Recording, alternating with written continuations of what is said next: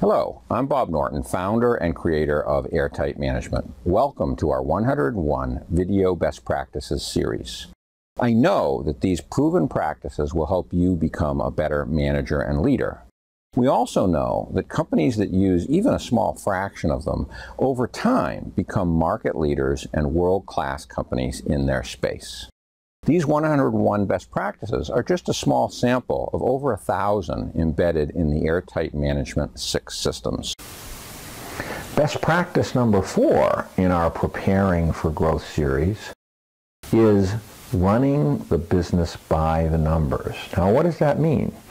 It means you understand the mathematical inputs and outputs to a department or a process and the company as a whole.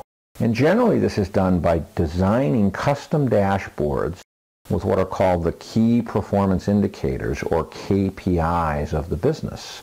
They're generally on activities, financial information, productivity ratios, and quality, to make sure there's a balance of those KPIs and people can't play with one to make the others look good. There's got to be that balance. So when you're ready to run the business by the numbers, you've got all those KPIs figured out. You've got benchmarks of histories to watch them longitudinally over time.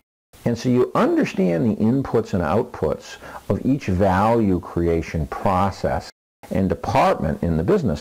And those KPIs can be used to look at individuals, geographic areas, countries, markets, individual products. So when you define the right KPIs, they're actually a filter to look around the business and have a benchmark for how things are going. What's the trend? Is it positive or is it negative? A negative trend is a red flag that more senior management attention is needed in that area. If things are improving, then that's obviously good and you don't need that. So it allows problems to be managed when they occur, or what's called management by exception, instead of management running around and looking at everything all the time. It's like a health check for the business. So each department needs to have its own dashboard with the KPIs that are the inputs and outputs for that department to know how it's doing over time. Dashboards enable that management by exception.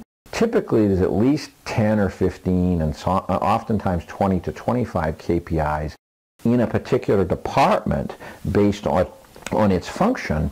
And a good dashboard for a corporation as a whole is going to roll up all those department numbers and look at the top 60 to 80 to measure the success of the whole business.